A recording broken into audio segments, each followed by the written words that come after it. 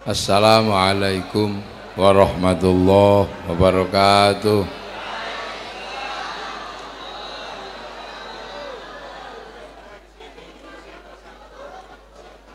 Bismillahirrahmanirrahim.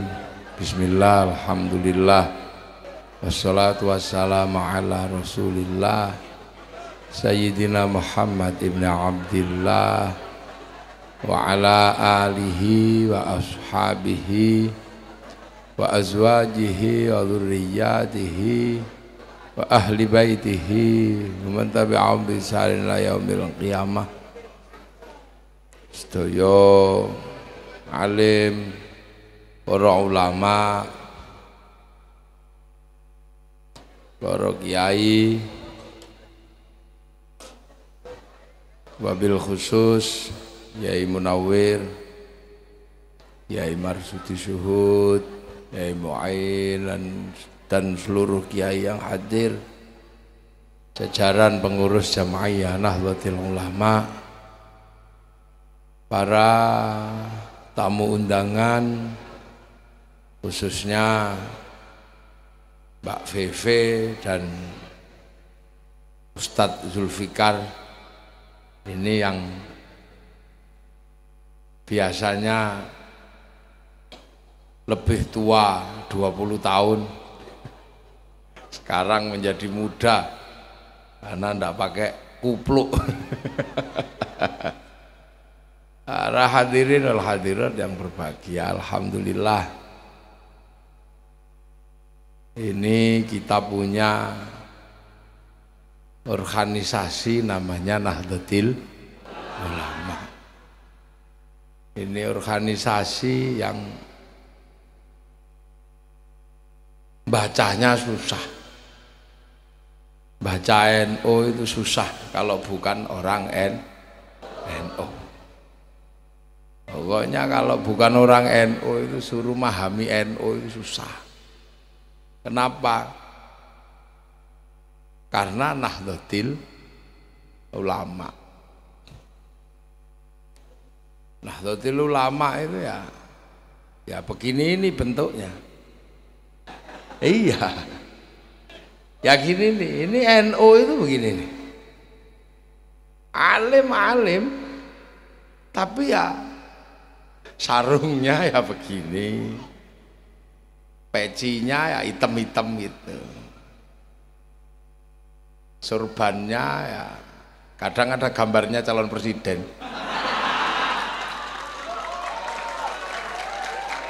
Itu NU. Jadi makanya NU ini susah dipahami. Dari dulu sampai hari ini orang memahami NU itu susah.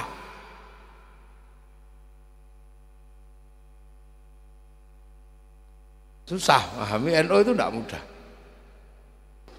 Karena apa? NU ini punya tanggung jawab berhadapan langsung dengan orang yang belajar Islam dari generasi yang sangat jauh dengan Rasulullah. Itu tanggung jawab NU. Kenapa? Karena NU itu Nahdlatul Ulama.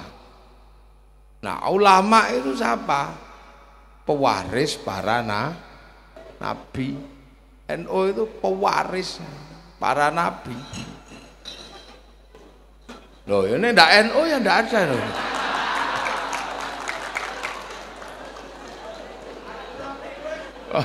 NU itu begini, ngeterno banyu guling itu biasa.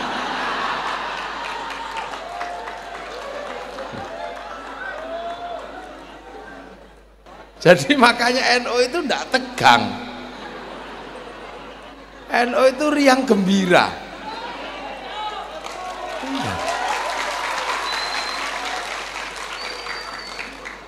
Kenapa ya? Ya NU itu ya riang gembira. Ini Banser ini. Ini kalau boleh ketawa kok ini. Itu NU.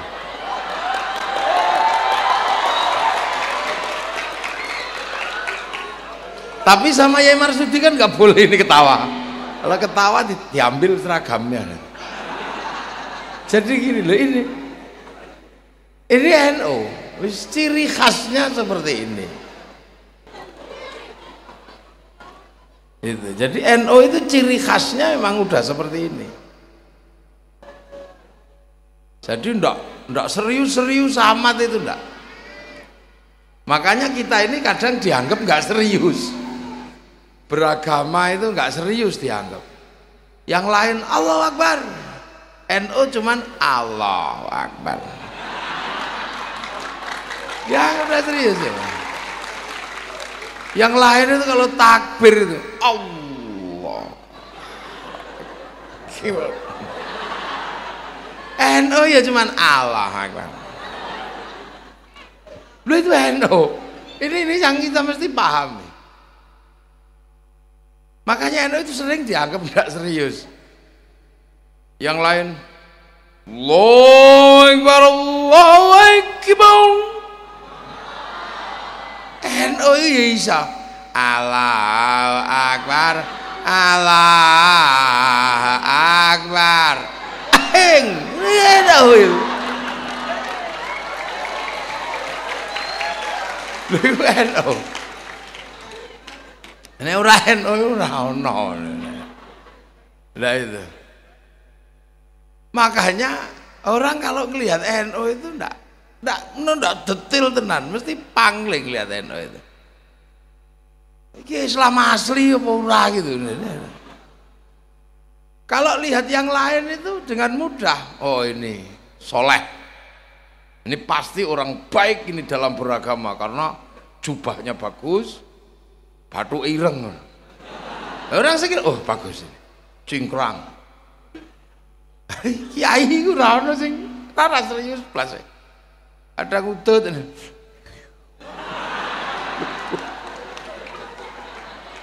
Lah ini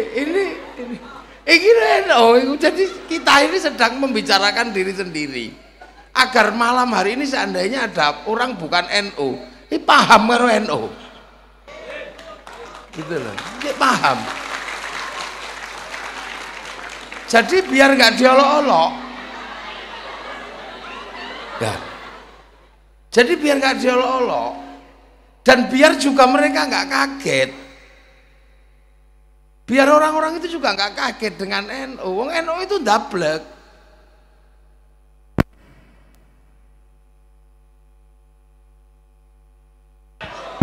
Oh ya NU.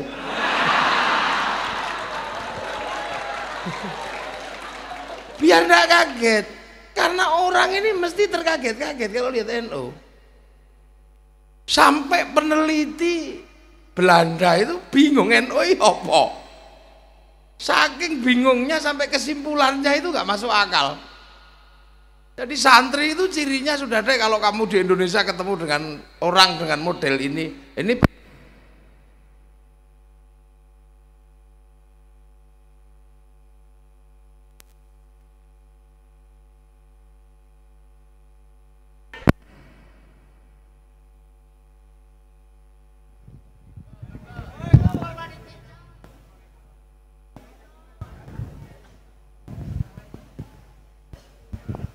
ya inilah NU itu kan sudah tahu selalu pakai wasilah. Lah kok pakai mic nggak ada wasilahnya ini?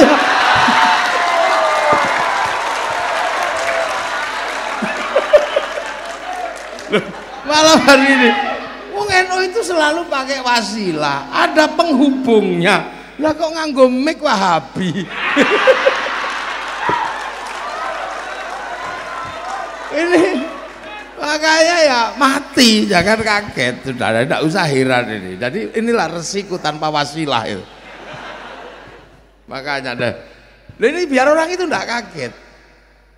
Saya ini sering didatangi orang karena kaget lihat NU itu. Ya, oleh Belanda diteliti gagal.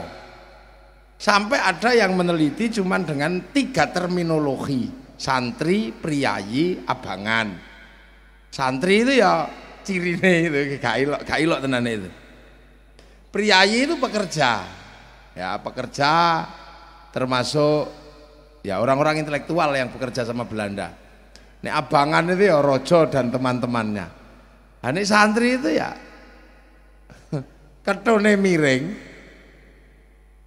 sarunge nglinting,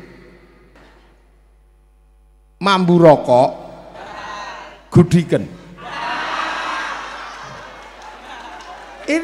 Ini santri. Dan yang mengatakan itu adalah orang Belanda namanya Cisnuk Gurugronje. Senuk Gurugronje ini hafal Quran, hafal Sahih Bukhari Muslim. Masuk ke Indonesia menyamar bernama Syekh Abdul Ghaffar. Ulama dia. Belanda. Ulama dia. Alim, Al-Qur'an hafal. Tapi ulamanya nakiroh. Ini ulamanya nakiroh, jadi ulamanya nggak makrifat karena tak punya yakhsyallah. Nah, nanti tak jelaskan panjang, jam 1 lah. Pokoknya nanti Mbak Vivi nyanyi lagi yang banyak nanti. Ya sekali-sekali dangdut gitulah. Lah iya, sholawatannya santri itu kan ada yang dangdut juga. Kalau yang tadi itu kan sholawat model Arab semua. Kasihlah yang dangdut. Ya Rasulullah salamun alaik ya Rafi'asya. Udah. Loh ini Ustaz Zulfikar, kalau saya yang sholawatan semua bisa nyuntuh. Lah ini sholawatannya NU. Tadi itu kan sholawatan terlalu modern ya. Nanti ada dangdutnya juga mesti. Milenial kasih dangdut. Ya Rasulullah salam. Loh itu NU. Ya Rafi'an syaniman Atafataya Ratal alam Ya uhail Eslilin macece. Udah. Saya ini kalau sholawatan semua bisa ngikuti. Nah ini sholawatan NU. NU desa. Loh itu orang menjadi bingung. Jadi ini kekuatan dianggap sebagai sebuah kekuatan yang terpisah dari Arab. Dianggap terpisah. Seolah-olah yang di sini ini nggak ada hubungannya sama Islam yang di sana. Penampilannya seperti ini. Ya. Tapi ketika orang-orang ini kalau sudah marah, yang namanya santri itu kalau sudah marah, dulu Belanda bangkrut gara-gara santri marah. Iya namanya Pangeran Dipo. Santri marah bangkrut. Zaman segitu 2 juta gulden habis. 200.000 tentara terbaik Belanda mati di sini. Akhirnya ya sudah deh. Kayaknya semua pengen baik. Akhirnya sudah jangan perang lagi sama santri, mati kita katanya. Disekolahkan aja santri itu, sekolahkan. Maka ada yang namanya Van de Venter, anggota Volkskrant Belanda mengusulkan agar orang Indonesia ini disekolahkan. Lahirlah namanya politik etis karena disetujui Ratu Wilhelmina. Nah, yang lain mau sekolah. Oh, kayaknya asik sekolah di Belanda. Santri nggak mau. Apa ini sekolah di Belanda?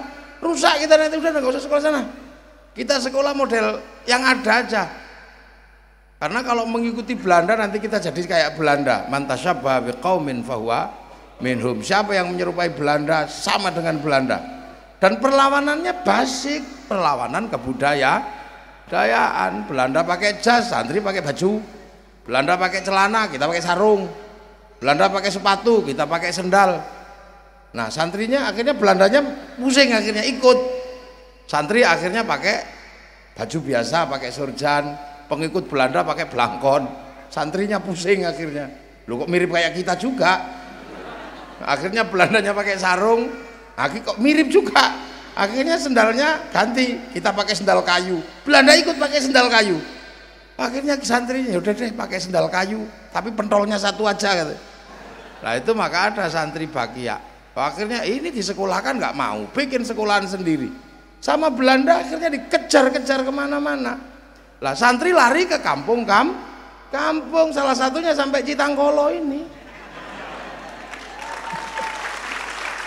Santri ke kampung-kampung akhirnya, maka karena perlawanannya kebudayaan dengan Belanda, maka jangan salahkan kalau sekarang kekuatan santri ada di desa, dan kita nggak perlu malu menjadi santri yang kekuatannya ada di desa, nggak perlu malu karena ini adalah resiko mempertahankan akidah Ahlussunnah wal Jamaah dengan tidak ikut Belanda. Jadi bangga saya jadi santri di kampung-kampung. Nah setelah itu Belanda melihat, wah ini lumayan lah bangsa ini, santri ini udah hilang katanya. Begitu dipikir hilang, Belanda suka-suka aja masuk lagi. Nah begitu Belanda masuk lagi, ternyata santri ini nggak mati. Santri tetap melakukan perlawanan. Dengan cara apa? Dengan sesuatu yang nggak masuk akal. Ketika orang-orang yang disekolahkan Belanda ini pulang, masuk kembali ke Indonesia, menggagas yang namanya nation state atau negara bangsa. Karena waktu di Belanda itu baca bukunya Ernest Renan yang berjudul What is the Nation? Nah, santri mis mumet di hopo gitu. What is the nation? Apa itu sebuah bangsa? Nah, kita menamakan bangsa Indonesia. Nah, santri datang, ternyata apa? Punya gagasan yang sama. Santri yang selama ini belajar di Mekah, belajar di Arab, ternyata punya gagasan yang sama. Yang sini yang lulusan Belanda berbicara tentang bangsa, yang santri juga berbicara tentang bangsa, dan lebih ekstrim karena hubbul waton minal iman. Nah yang Belanda nggak pernah membayangkan tiba-tiba lulusan Belanda dan lulusan pesantren gabung jadi satu, membangun bangsa. Nah Belandanya kaget, makanya kok tadi siji. Begitu jadi satu, ternyata berencana membangun sebuah negara lah. Ketika berencana membangun sebuah negara, Belanda kaget, Eropa kaget, loh kok iso bangun bangsa. Trennya berbeda. Yang di Arab trennya adalah satu bangsa pecah menjadi puluhan negara, yang di Eropa pecah puluhan negara. Loh kok yang di sini malah berbeda-beda bangsa, trennya akan bersatu dalam satu negara. Ini aneh ini. Pakai Pancasila. Loh kok iso terima ke Pancasila? Yang lulusan Belanda dan lulusan pesantren bersepakat dengan Pancasila, cuman pada akhirnya memang terjadi gesekan di mana Pancasila ini tidak diterima oleh beberapa kalangan. Ada yang pengen lebih formal menambahkan 7 kata dan kewajiban menjalankan syariat Islam bagi pemeluknya. Nah, dalam situasi kalut seperti itu penyelamatnya siapa? NU. Karena Bung Karno menyatakan saya nggak bisa lagi memikir Pancasila kalau ditolak oleh kaum muslimin, mumpung ada kiai yang pinter, datang aja deh ke Kiai Hasyim. Maka Kiai Wahid datang ke Tebuireng mempertanyakan apakah Pancasila ini sudah betul secara syar'i. Akhirnya Kiai Hasyim, ya karena ini keputusan penting, nah aku tak istikharah. Istikharahnya apa? Puasa 3 hari, mengatamkan Fatihah. Sekali Fatihah iyyaka na'budu wa iyyaka nasta'in diulang 350 kali. Terus malamnya istikharah 2 rakaat. Rakaat pertama surat At-Taubah 41 kali, rakaat kedua surat Kahfi 41 kali. Makanya sampai ndak usah ragu dengan NU. Ndak usah khawatir lah. Lah Kiai Hasyim kenapa jadi rujukan ulama? Karena Kiai Hasyim pulang dari Mekah itu hafal Kutubus Sittah. Buktinya apa? Mendapatkan gelar Hadratus Syekh. Hadratus Syekh itu mensyaratkan hafal kutubus sittah, Sahih Bukhari, Muslim, Sunan Abu Dawud, Nasai, Tirmidzi, Ibnu Majah. Jadi sampai nggak usah ragu dengan NU, apalagi kalau yang nyerang pakai hadis satu. Kullu bid'atin dholalah wa kullu dholalatin finnar. Apa aja persoalan hadisnya itu. Persis kayak kunci Inggris. Buka apa aja itu, jadi tidak usah khawatir sama NU. Nah, malam-malam istikharah seperti itu, paginya udah hapus saja 7 kata dalam Piagam Jakarta itu. Lah, orang kaget, ini sama Belanda ekstrimnya begitu, ketika berbicara bangsa toleransinya luar biasa. Ya saya apa no NU ini, mana orang nggak ngerti. Lah itu, nah makanya semenjak itu NU sudah tidak pernah lagi mempersoalkan Pancasila, karena keputusan Mbah Hasyim itu pasti keputusan yang disandarkan kepada istikharah, dan istikharah itu pasti urusannya dengan Allah. Udah rampung. Nah, orang pada kaget lagi. Nah, situasi genting, tiba-tiba negara ini dalam situasi genting, NU keluar dengan resolusi jihad. Tuh, ini apa? Wis hilang tak kira wis mati kok metu meneh. Keluar lagi dengan sebuah seruan perang dengan sekutu. Akhirnya sekutunya mati. Sekali-sekalinya pasukan Gurkha kalah itu ya di Surabaya itu. Nah, terus berjalan, oh ini tiba-tiba pemilu pemenang ketiga. Wah, iki wong ngopo tuh kurang entek iki jadi. Nah, tiba-tiba orang yang anti sikapnya Kiai Hasyim dengan Piagam Jakarta tetap ngotot, akhirnya mereka bikin perlawanan kepada negara, berontak sana berontak sini atas nama Islam. Lah, dalam situasi itu NU menjadi sangat berat. Kenapa? NU sedang berbicara tentang bangsa. Kenapa? Karena urusan agamanya NU sudah selesai di pesantrennya masing-masing, ngaji tetap NU sudah selesai. Pancasila sudah final, dan Pancasila dirongrong atas nama agama. Bangsa dalam keadaan terancam. NU ngambil sikap, Bung Karno ngambil sikap. Nah, disitulah kemudian yang ngomong bangsa waktu itu salah satunya adalah PKI ngomong bangsa, Bung Karno ngomong bangsa. Lah, NU ngomong bangsa, lah sama-sama ngomong bangsa, ya akhirnya mungkin kalau sekarang NU itu dibully habis. Sekarang kalau seandainya NU pasti dibully habis karena berkawan dengan PKI dalam Nasakom. Ya berkawan, kenapa? Karena PKI juga ngomong bangsa. Lah, urusan agama sudah beres. Gitu loh. Itu ngomong bangsa. Gitu, karena ngomong bangsa. Lah, tetapi begitu tahun 65 gitu. Itu 65 begitu PKI-nya melawan memberontak pada Indonesia, yang nabrak pertama kali siapa?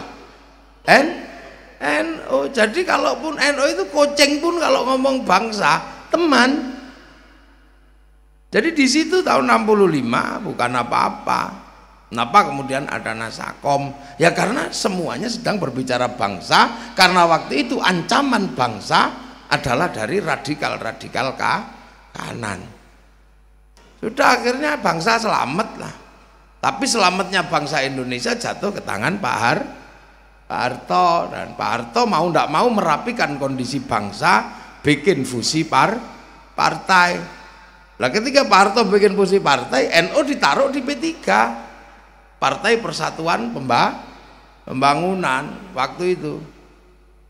Nah, PDI ditaruh di PDI, Golkar punyanya Pak Harto. Nah, NU ditaruh di P3 di dalam musuh-musuhnya itu. Lah, akhirnya kemudian sikut-sikutan di dalam, dan NU dianggap sebagai sesuatu yang besar yang harus dilemahkan. Makanya kemudian NU itu waktu itu kiainya cuma dianggap kayak daun salam. Kalau masak sayur asem nggak sedep kalau nggak ada daun salam, begitu mateng daun salamnya dibuang duluan. Makanya saking jengkelnya NU sama Pak Harto waktu itu, sampai di Jombang ada kiai namanya Kiai Bajuri. Hadirin, kalau Anda ke Ka'bah mau apa? Mau tawaf, mau ngaji, mau baca Quran, mau iktikaf. Nah kalau keringin apa? Ngising, ya, ada itu. Sampai segitunya. Wah, saking jengkelnya. Nah dalam situasi seperti itu Pak Harto kemudian merapikan kondisi politik dengan kembali kepada asas tunggal Pancasila. Lah NU udah terlanjur jengkel sama Pak Harto. Makanya kemudian seolah-olah NU itu mau ngelawan Pak Harto. Tapi Pak Harto nggak bisa disalahkan karena situasinya sangat pelik, maka memberlakukan asas tunggal Pancasila. Lah memberlakukan asas tunggal Pancasila ini sebuah dilema yang kalau ndak hati-hati bisa keliru memaknai. Apa? Pancasila itu kebutuhan bangsa dan negara. Urusan Pak Harto itu kan urusan 5 tahunan. Makanya kemudian waktu itu untungnya sudah ada Gus Dur, tokoh muda. Gus Dur melihat situasi seperti itu, maka Gus Dur mengumpulkan seluruh ulama untuk membicarakan bagaimana apa kebutuhan bangsa. Nah kebutuhannya adalah Pancasila, maka Kiai Ahmad Siddiq merumuskan ukhuwah watoniyah basyariah Islamiyah. Nah akhirnya NU jadi. Pak Harto sendiri udah panik waktu itu mengganti M. Yusuf dengan Benny Murdani, Katolik. Itu yang kemudian jadi kampanye di Ciamis. Benny Murdani naik masjid pakai sepatu kayak gitu. Nah termasuk waktu itu bikin CSIS. Ya. Nah dalam situasi kayak gitu ternyata NU punya sikap yang antik, bisa membedakan antara kebutuhan bangsa dan negara dan bisa membedakan antara kebutuhan politik Pak Harto. Pancasila itu kebutuhan bangsa dan negara, maka Pancasila diterima sebagai asas tunggal. Akan tetapi perlawanan dengan Pak Harto tetap jalan terus dengan tidak kemana-mana tapi berada di mana. Lu permainan canggih lah Pak Harto terus rumangsa, waduh kalah saya mainan sama NU. Pancasila sebagai kebutuhan bangsa diterima tapi ngelawan saya jalan terus. Akhirnya selamat NU lah. Yang dorong agar NU anti asas tunggal Pancasila waktu itu didorong dari belakang kini, numplang NU. Begitu NU terima Pancasila ibaratnya orang didorong buang badan, yang dorong kejelungup. Siapa? DITI, Jateng DIY wilayah 7, panglimanya Dola Sungkar. Akhirnya begitu kejelungup dia dibawa lari oleh kelompok politik ke Pakistan. Dia lari bawa muridnya namanya Pak Asyir bawa muridnya namanya Mukhlas bawa adiknya namanya Amrozi. Oh, kok sithik ngajine rada dawa kok sithik. Biar Mbak Vivi juga istirahat sebentar. Ya. Lu akhirnya Pak Harto udah deh, daripada aku pusing ngikuti permainannya NU, bangsanya diterima tapi urusan politiknya jalan terus, maka kemudian Pak Harto nyuruh Mbak Tutut untuk ikut Gus Dur. Udah deh, ikuti Gus Dur kemanapun biar tahu buntutnya kemana, tidak kemana-mana tapi berada di mana-mana. Maka Mbak Tutut kemana-mana ikut Gus Dur, naik NU. Nah itulah makanya kemudian Mbak Tutut kemana-mana memberikan barokah lewat bantuan pondok-pondok pesantren. Lah kenapa? Karena naik kendaraan itu bayar. Jadi kalau sebelum dikalahkan secara politik memberi uang kepada NU itu suap, riswah, itu haram. Tapi begitu Pak Harto kalah dan Mbak Tutut ikut naik kendaraannya NU, namanya naik kendaraan itu bayar, itu namanya ujroh dan itu halal. Wah itu politik kelas tinggi. Nah, akhirnya kemudian Mbak Tutut kemana-mana ikut Gus Dur.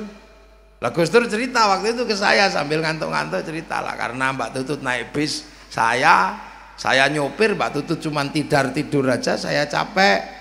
Akhirnya ketika Mbak Tutut ketiduran saya parkir di tepi halte. Nah saya naikkan penumpang. Nah Mbak Tutut kaget karena yang naik adalah anaknya Bung Karno. Ternyata Bu Mega naik satu bis. Akhirnya di belakang cakar-cakaran berdua. Tak tinggal tidur kata Gus Dur. Tak tinggal tidur karena saya tidur maka yang berdua cakar-cakaran. Nah, meledaklah peristiwa 27 Juli tahun 96. Nah, karena dua singa anaknya ini sudah capek berkelahi cakar-cakaran, ya yang ngomong singa yang jadi presiden gitu. Lah akhirnya itulah kemudian Gus Dur jadi presiden. Orang tambah kaget lagi, loh kok yang jadi presiden NU, NU apa gitu. NU itu apa kok tambah besar sampai jadi presiden. Dan ketika jadi presiden nggak masuk akal. Kenapa? Nggak bisa jalan, nggak bisa lihat. Kok bisa jadi presiden? Ini keajaiban dunia. Dan itu hanya terjadi di NU. Makanya jangan malu jadi orang NU. Ketua pengurus besar kita pernah jadi presiden. Kalau NU dibilang bodoh, mustahil. Bodoh kok bisa jadi presiden. Ketua mereka cuma tim sukses. Jadi tidak usah heran kalau kemudian sekarang Yai Ma'ruf maju, tidak ada masalah. NU dari dulu begitu. Nah ini loh yang kemudian kita ini sering dianggap iki apa toh NU itu. Dan kalau diolok-olok NU itu seolah-olah malah sengaja. Lihat toh, sholawatan dibilang musyrik, dibilang bid'ah, ditemu. Bahkan sampai gue gendera, orang ini stres. NU itu apa? Dilokno bukan tamat-tamat ditemu. Kuburan dimusyrikan, sekarang kuburan tambah rame. Sarkup tambah banyak. Kuburan tambah rame. Akik musyrik tambah akian kabeh tambah rame. Lah itu makanya kalau orang tidak ngerti NU itu kasihan. Lah sekarang organisasi terbesar NU di dunia ini, organisasi terbesar itu Nahdlatul Ulama. Isinya ya pesek-pesek begini. Lah itu NU. Jadi orang enggak usah, orang kalau nggak ngerti NU kaget. Itu yang ini nyodorkan ini sampai bikin ijtima.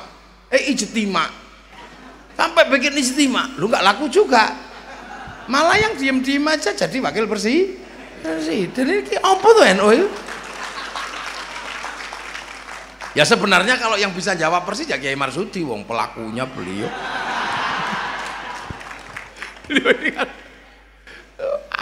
Pelaku realnya ya beliau ini. Cuman beliau nggak mau cerita. Nah ini itu NU. Sekarang coba kalian tanya, mana ada organisasi segede ini?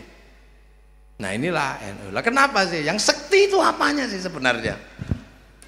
Yang sekti itu namanya itu loh. Jadi yang sekti dari NU itu namanya ini memang nggak terlalu keren nama ini. Yo kalah keren loh sama Ansarut Tauhid, itu kan keren. Penolong Tauhid, itu keren namanya. Majelis Tafsir Al-Quran, kan keren. Lu bahkan Muhammadiyah, itu keren loh itu. Bolone Nabi Muhammad, itu kan keren. Keren itu namanya. Front Pembela Islam, keren itu. Keren namanya. Di sini dulu ada Hizbullah, keren itu nama itu. Jadi memang Nahdlatul Ulama, ini kira keren belas itu. Kenapa? Karena ulama itu kalau di kampung, kalau di Jawa kiai, kalau di sini ajengan. Lah ajengan atau kiai itu kadang yang ngutang rokok barang. Ini yang bikin nggak keren. Yang lain kan Salafi, keren semua namanya. Saya makanya kalau ada pertemuan dengan orang-orang yang bukan NU itu minder saya. Kok namanya itu nggak keren sama sekali dulu itu, tapi begitu sekarang ternyata nama paling keren itu Nahdlatul Ulama. Kenapa? Karena nama yang paling jujur itu NU. Yang lain itu pakai digede-gedekan. Kayak berdoa pakai nangis-nangis gitulah, karena itu kan gitu ibaratnya. Nah kalau NU itu kan apa adanya, ya wis lah. Kenapa sih namanya Nahdlatul Ulama? Ya karena kita ini cuman muridnya ulama. Kita ini cuman muridnya ulama. Orang Ciamis ini cuman muridnya ulama, orang Banjar sekarang yang gini nih muridnya ulama. Kenapa? Loh, yang bawa Islam itu Rasulullah itu di Mekah sana. Nah, Rasulullah itu punya muridnya Rasulullah itu namanya siapa? Sahabat itu jelas, itu sahabat itu murid Rasul, ketemu Rasul. Itu murid Rasulullah namanya sahabat. Nah, orang yang ketemu sahabat gak ketemu Rasulullah, murid sahabat itu namanya tabi'in. Lah, tabi'in itu punya murid namanya tabi'ut, bukan ashabus sahabat, bukan ashabus bukan, tapi tabi'in, pengikut. Nah, muridnya tabi'in itu tabi'in. Nah, muridnya tabi'in. Terus kalau dari kepangkatan itu loh, terus kita ini terus namanya apa? Lah ya wis tabi'ut. Ada panjang. Dari ya Marsudi ya siapa? Mau ini muridnya ulama cuman. Wong kita kan ketemu siapa? Ketemu pewaris para nabi, al ulama warasatul ambiya. Jadi nah ketemu cuman pewarisnya ulama aja. Saya misalnya ketemu kiai-kiai, beliau ketemu kiai, muridnya kiai-kiai di sini, nanti ketemu itu ternyata muridnya Kiai Hasyim Asy'ari. Saya misalnya ya diajari bapak saya murid-murid dari Langitan, murid-murid dari Tebuhi Irang, gurunya dari Mbah Hasyim juga. Lah Mbah Hasyim itu juga muridnya Mbah Asy'ari. Mbah Asy'ari ini di Jombang sana juga muridnya Mbah Khalil. Lah Mbah Asy'ari ini ya cuman muridnya Mbah Khairon atau Mbah Gareng. Mbah Asy'ari, Mbah Khairon muridnya Mbah Abdul Wahid Solotigo, muridnya Mbah Abdul Halim.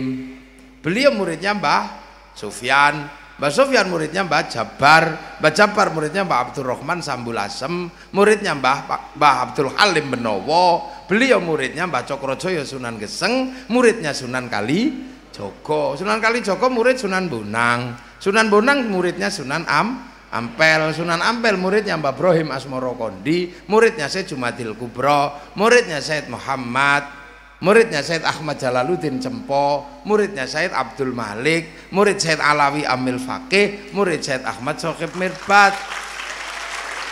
Itu muridnya Syed Ali Khalil Qasam, murid Syed Alwi, murid Syed Muhammad, murid Syed Alwi, murid Syed Ahmad Al-Muhajir, murid Syed Isa Naqib, murid Syed Ubaidillah, murid Syed Muhammad, murid Syed Ali Uraidi, murid Syed Ja'far Shodiq, murid Syed Bakir, murid Syed Ali Zainal Abidin, murid Sayyidina Hasan Husain, murid Sayyidina Ali. Lah ini yang muridnya Rasulullah Muhammad sallallahu alaihi wasallam. Loh itu, lah kita ini cuma muridnya ulama. Lah penghubung yang panjang ini namanya ahli sunnah wal jamaah. Loh, ahli sunnah nabi wis, wal jamaah sahabat, wal jamaah sahabat tabi'in, wal jamaah tabi'in tabi'ut tabi'in. Lah kita ini wal jamaahnya ulama tabi'ut. Ini sebenarnya makanya ndak usah ngoyo. Lu murid Nabi itu di Mekah sana makan 3 jari bisa, wong sama-sama kurma dan roti. Lah sampai sini soto ya bisa. Ini wal jamaahnya beda. Yang di sana kurbannya unta, sini nggak lahir unta, lahirnya kebo sapi. Makanya kalau maksa kurban unta ditangkap polisi karena nyuri untanya kebun binatang. Loh ini loh wal jamaahnya beda. Jadi sederhana saja sebenarnya memahami Islam itu, nggak ribet-ribet itu dah. Sana jubahan bisa, tanahnya bersih, padang pasir sampai sini. Ayo dijubahi, nggak jadi nanem padi. Ini coro Jawa rasido tandur rasido derep nggak jadi. Ini mau sederhana kok. Loh makanya corak wal jamaah itu pasti akan beda, pasti berbeda-beda. Wal jamaah beda. Islam di Arab sama. Wong Islam itu rumusnya sama kok. Mahwal iman antuk minabillahi wa malaikatihi wa kutubihi wa rasulihi wal yaumil akhir wa bil qadri khairi wa syarhi minallahi ta'ala. Sodakta kata malaikat. Mawal Islam antasyhadu an la ilaha illallah wa anna muhammadur rasulullah wa tuqimus sholata wa tu'tiyaz zakata wa tasuma ramadhana wa tahujjal baiti man istata'a ilaihi sabila. Sama rumusnya. Cuman ketika berjalan ini kan beda. Sampean apa di Mekah waktu itu ada ribut jenggot? Ya enggak ribut. Mau enggak ada masalah dengan jenggot. Tapi ketika Islam masuk ke Madinah, ribut masalah jenggot. Kenapa? Karena di Madinah ketemu orang berjenggot yang aneh. Di pasar Madinah itu ada orang jenggotnya 12 ini, kiri kanan kumis. Ya Rasul, kami di pasar ketemu dengan orang apa?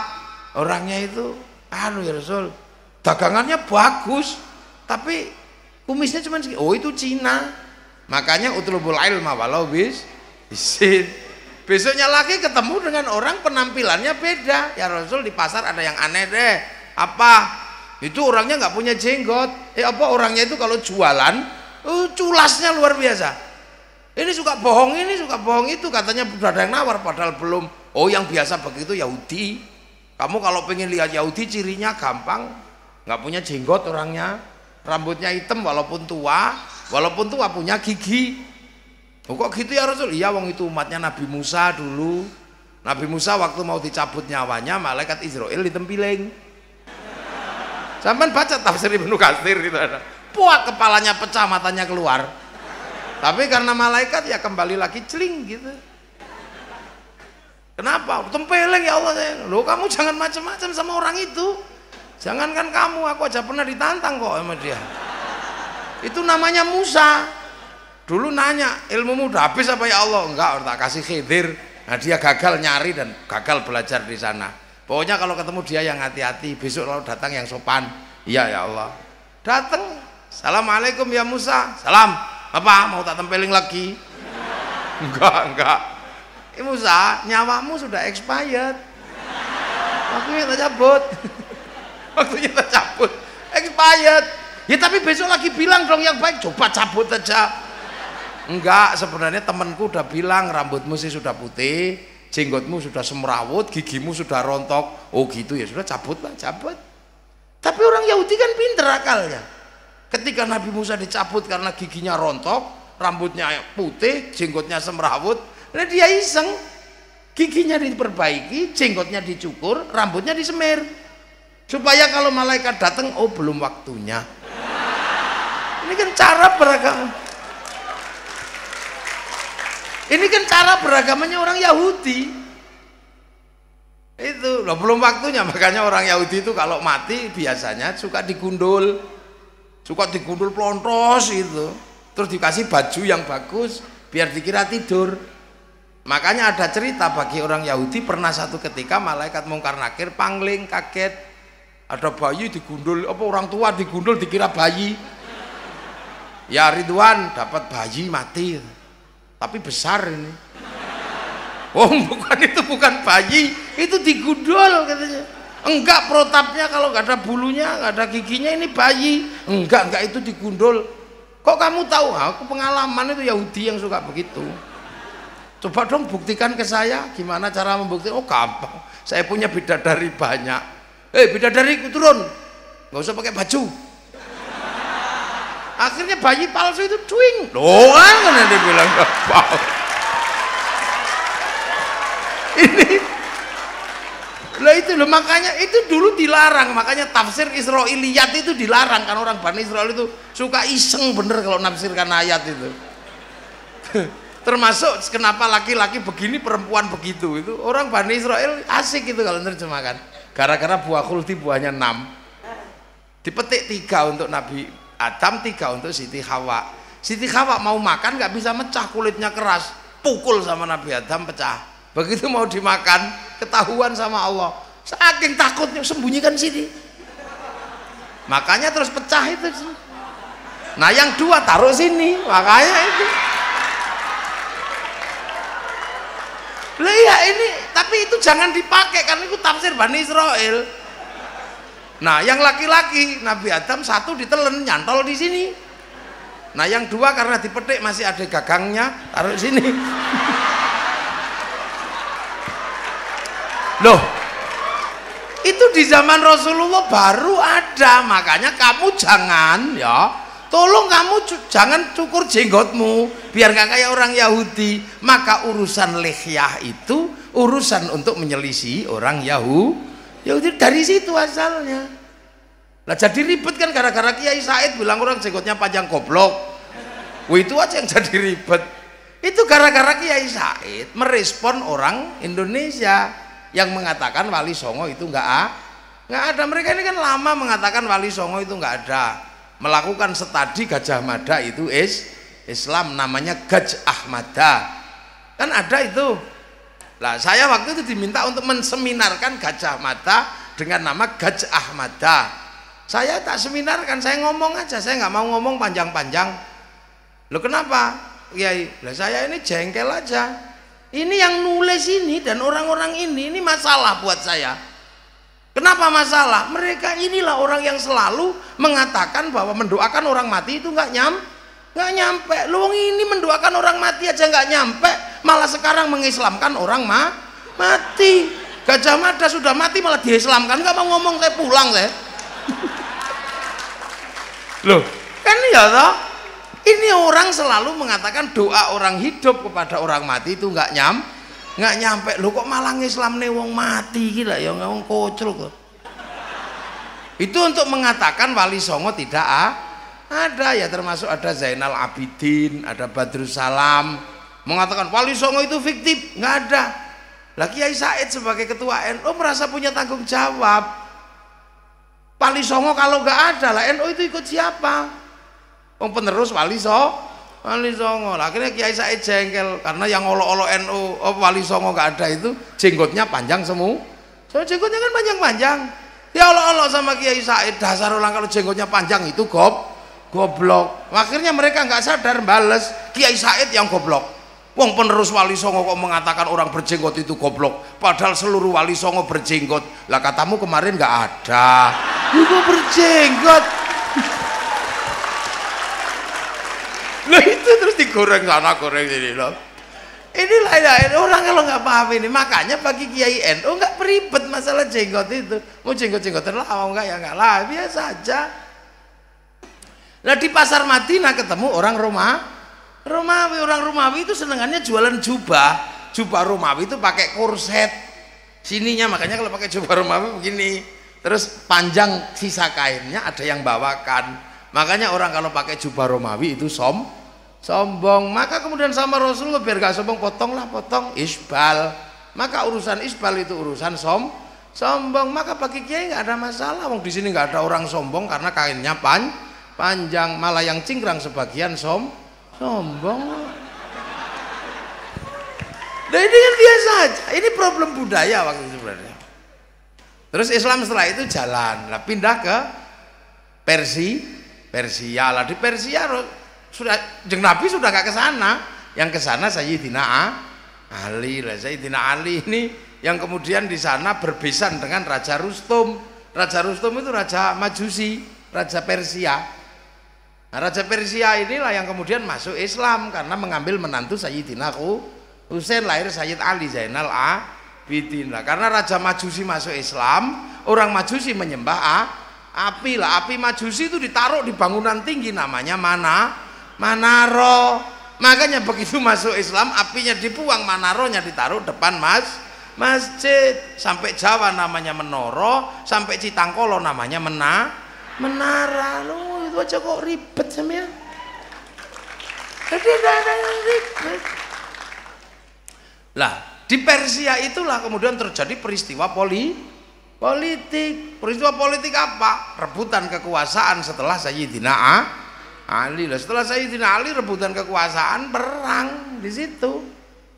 Nah hasilnya apa? Sayyidina Husain terbunuh. Wah begitu Sayyidina Husain terbunuh, ya marahlah orang Persia sampai hari ini karena ditempati oleh Sayyidina Husain dibunuh. Makanya orang Iran itu begitu kiblatnya ke Sayyidina Ali. Ya karena apa? Sayyidina Ali ini berhubungan keluarga dengan Raja Rustum. Tadi hubungannya kekeluargaan. Makanya di Iran cari nama Yazid itu nggak ketemu. Karena yang bunuh Sayyidina Husain itu Yazid bin Mu'awiyah. Iya, cari di sana nama Yazid nggak ketemu. Makanya kalau ada orang waspada Syiah, di sini nggak ada sejarahnya hubungannya dengan Syiah. Makanya NU biasa aja, nggak kok terus Syiah. Enggak, oke, NU paham. Syiah itu hanya miliknya orang Iran, sini nggak bisa. Sana nama Yazid nggak ketemu, di sini Pak Ali namanya anaknya ya Yazid biasa aja. Nama Muawiyah biasa. Saya pernah dibilang hati-hati, waspada. Ada lagu Syiah Ummi yang dinyanyikan Sulis dan Haddad Alwi. Ummi kok lagu Syiah, kenapa? Itu Syiah. Alah, di Indonesia yang lebih serem dari itu banyak. Indonesia punya lagu yang lebih serem dari lagu Ummi, apa? Indung-indung. Lu indung-indung itu apa nggak serem lagunya? Aduh Siti Aisyah mandi di kali rambutnya basah, tidak sembahyang tidak puasa, di dalam kubur mendapat siksa. Kok pakai nama Siti Aisyah, tidak sembahyang tidak puasa itu lah ya? Kok nggak pakai nama Tulkiem? Lah dibales juga akhirnya Fatime Jande Kaye. Kenapa pakai nama Fatimah? Oh, Indonesia itu biasa udah kayak gitu. Makanya orang kalau memahami sirah ahli sunnah wal jamaah nggak kaget kan gitu. Lah akhirnya Said Ali Zainal Abidin ini menghadapi situasi sulit, akhirnya daripada di sana ribut keluar dari tanah Arab, keluar punya anak namanya Sayyid Bakir. Lah begitu Sayyid Bakir keluar, situasinya tambah sulit, punya anak Sayyid Ja'far Shadiq. Makanya Sayyid Ja'far Shadiq nggak ingin hidup di sana, pengen ke sini. Loh, Sayyid Ja'far Shadiq nggak ingin hidup di sana, pengennya hidup di luar sana. Ya mungkin pengennya ke sini, wong buktinya keturunannya ke sini semua. Loh, sampean nggak tahu curhatnya Sayyid Ja'far Shadiq itu? Curhat sama kakeknya. Langsung Allahumma sholli ala sayyidina Muhammad wa ashghili zalimin bil zalimin wa akhrijna min bainihim salimin wa ala alihi wa sahbihi ajma'in. Loh, itu kan curhatnya saya Ja'far Shadiq. Wa ashghili zalimin bil zalimin. Ya Allah, biarlah orang ribut, orang zalim ribut sesama orang zalim. Wa akhrijna min bain, aku pengen keluar dari mereka. Aku pengen keluar. Loh, jadi yang pengen keluar itu saya Ja'far Shadiq, keluar dari sana membawa Islam menjauh, punya anak namanya Sayyid Ali Uraidi, menjauh dan selalu mengatakan hati-hati nak, hati-hati, kita jangan lupakan sejarah nenek moyang kita, tidak dilupakan. Lah punya anak namanya Sayyid Muhammad menjauh, punya anak namanya Sayyid Ubaidillah, menjauh, punya anak Sayyid Isa, menjauh, punya anak namanya Sayyid Ahmad Al-Muhajir, menjauh, punya anak Sayyid Alwi, punya anak Sayyid Muhammad, punya anak Sayyid Alwi, menjauh, punya anak Sayyid Ali Khalid Qasam, menjauh, punya anak Sayyid Ahmad Sohib Mirbat, menjauh, punya anak Sayyid Alawi Amil Faqih, sampai di Mongol putrana namanya Sayyid Abdul Malik. Sayyid Abdul Malik punya anak namanya Sayyid Ahmad Jalaluddin sampai Campa. Makanya Sayyid Ahmad Jalaluddin bisa merukunkan kerajaan Annam sama kerajaan Campa ketika perang masalah agama. Nah, Sayyid Ahmad Jalaluddin punya anak Sayyid Muhammad sampai Paseh, punya anak namanya Sayyid Jamaluddin Al-Husaini Al-Kabir masuk tanah Jawa di Nusantara. Nah, ini Dahono Coroko menyebutnya Syekh Jumadil Kubro. Itu aja. Nah, tepuk tangan, nggak usah malu-malu. Nah, ini kan bisa dilihat. Karena Syekh Jumadil Kubro itu garisnya dari sana, maka kita selalu diajari. Itu loh, Syekh Jumadil Kubro di Jogja sana bertempat pertama. Untuk apa? Mengajarkan Islam di sana. Nah, orang Islam di sana ini masalah. Kan gitu, masalah. Islam masuk ke sini masalah.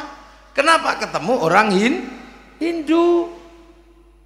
Lah karena ketemu orang Hindu, maka kemudian para wali punya kebijakan. Sudah deh, Islam ditanam di sini, tapi orang Indonesia nggak perlu lihat Arab. Makanya waktu itu ketika para wali di sini datang, orang Indonesia nggak boleh pergi haji, orang Nusantara. Itu salah satu kebijaksanaannya, nggak boleh haji, jangan haji.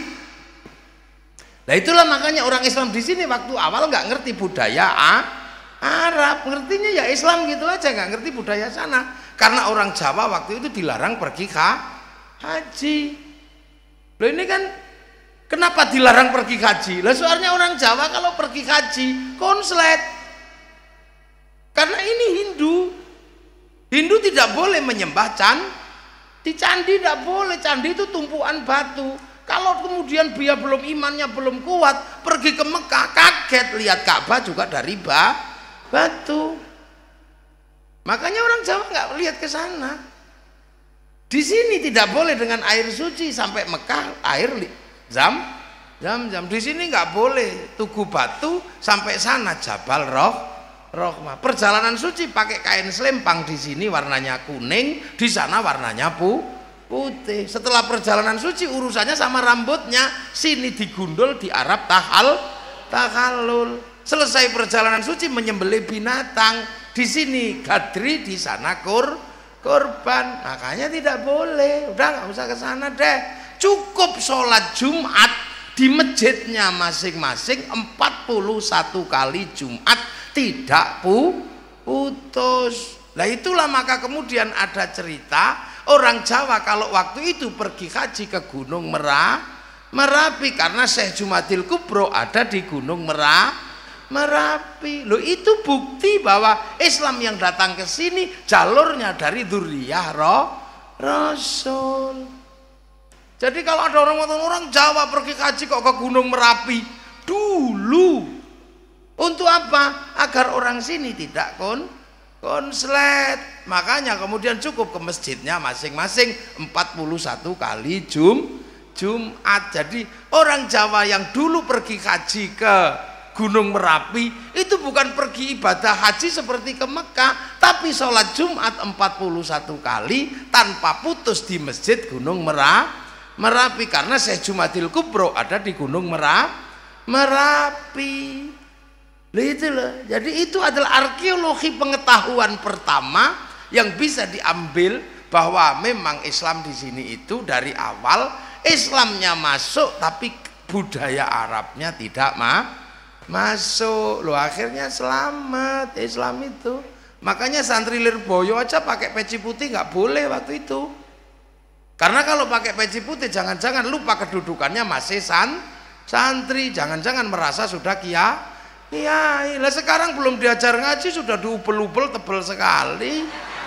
Makanya begitu diajari nggak masuk karena sudah kerapetan buntel itu. Lah ini corak awal Islam Indonesia, kenapa coraknya seperti ini? Jadi ada masalah besar.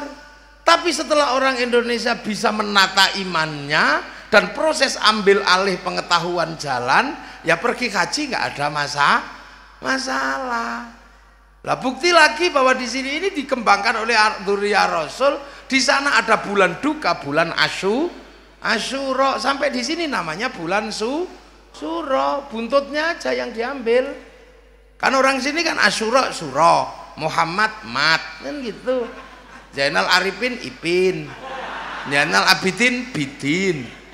Biasa kalau orang sini. Makanya saya pernah punya tamu dari Ciamis, namanya Mat Ali sama Mat Karim. Siapa namamu? Mat Ali ya. Nih Mat Karim. Oh, Mat itu Muhammad. Jadi kamu kalau pulang tambahin namamu Muhammad. Jangan Mat, jadi Muhammad Ali, Muhammad Karim. Terima kasih Kiai, saya baru tahu kalau Mat itu Muhammad. Nah, rumahmu mana? Di Citangkolo ya.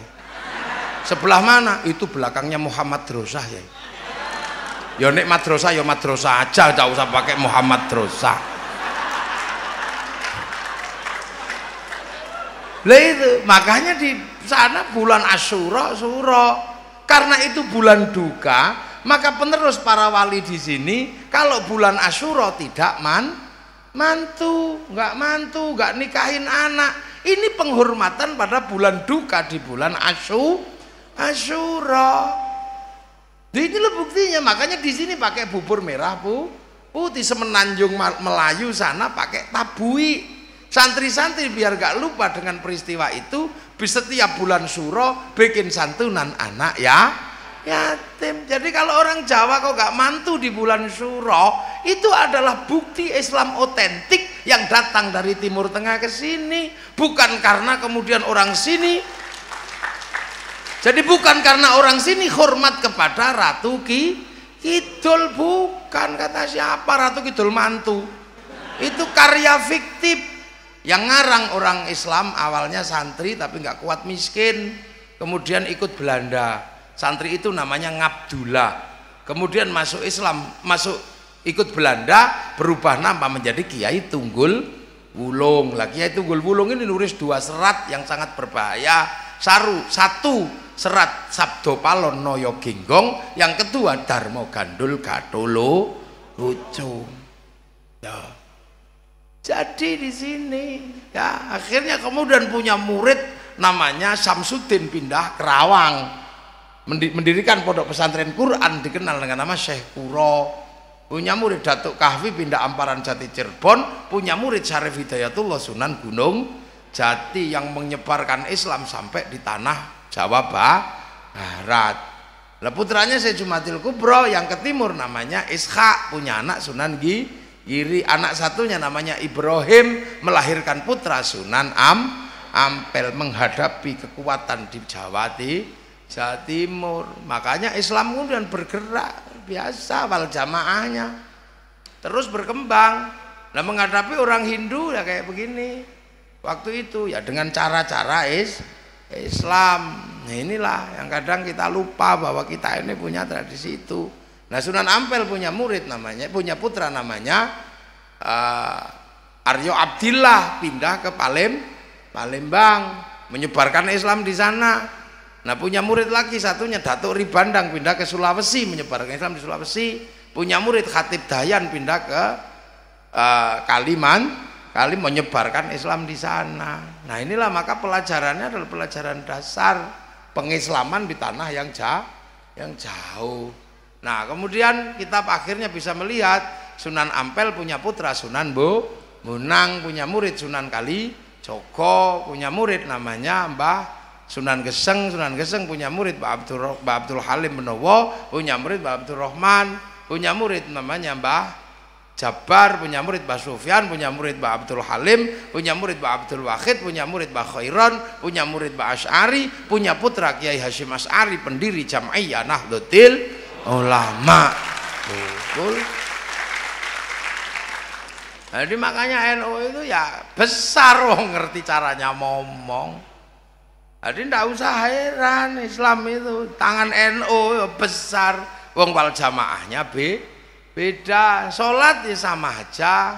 Sholat dimanapun sama. Zuhur, asar, maghrib, isya, subuh. Modelnya aja yang beda. Kalau di sini karena santrinya ini wal jamaahnya nggak tepat waktu, sebagian besar itu bekerja, maka sholat duhur mestinya jam 12 atau jam 1, bisa mundur setengah 2. Lah bagi orang NU biasa aja itu, karena wal jamaahnya mesti ditunggu, karena masih di sawah, masih di kebun. Makanya Allahu Akbar, Allahu Akbar, gak dateng ya Robbana, ya Robbana, masih gak dateng ya tombo hati, capek nambani hati ini dewe ya. Kalau gak dateng baru diamuk, diuruki anjang gitu. Nah itu NU. Nggak kayak sekarang begitu deng langsung Allahu Akbar. Lah ya telat wal jamaahnya masih di sawah.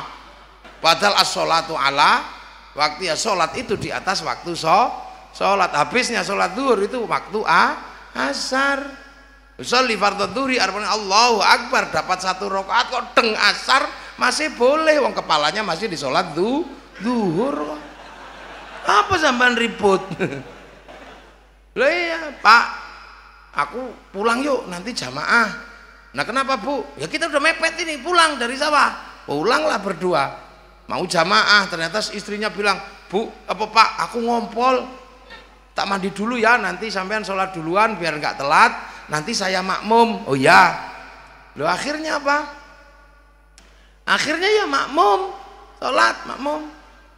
Tapi ternyata suaminya baru usolli, Allahu Akbar, 1 rakaat sudah waktu asar, sementara istrinya belum selesai mandi. Coba berarti sang istri kehilangan waktu zuhur. Tapi karena tadi sudah janjian, maka istrinya tinggal nyusul, usolli fardhu dzuhri arba'an qabla qiblati adaan makmuman. Loh masih boleh karena imamnya kepalanya masih di sholat zuhur dan tadi sudah janjian.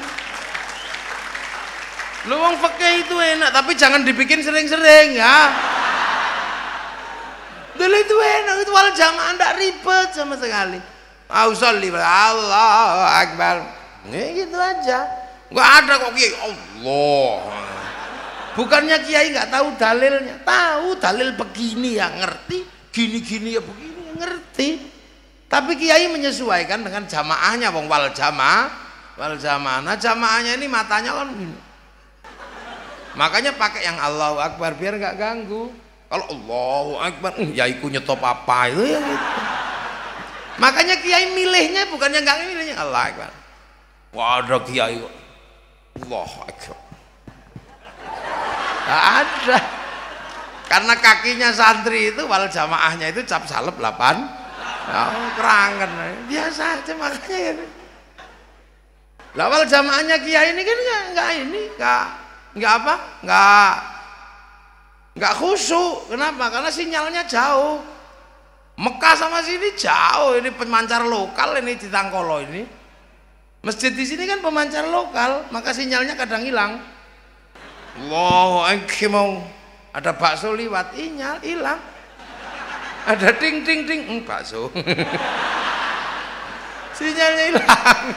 Karena pemancar lokal. Allahu Akbar.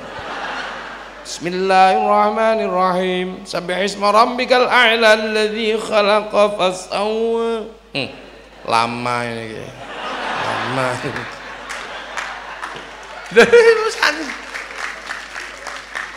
Ulama ya hafal, makanya kepalanya bocor, matanya bocor, telinganya bocor, sembayang bocor. Maka ditambal kalau selesai sholat, ditambal la ilah. Jadi tambal pakai apa? Pakai zikir. Lah zikirnya kenapa gedek-gedek? Ada yang protes. Saya ini lihat hadis itu kalau zikir kok diem begini. Sahabat zikir diem. Ya sahabat gak usah dipersoalkan, wong itu murid Rasulullah, zikir di samping Rasulullah, masuk wifi-nya Rasulullah, ya online wong di tethering.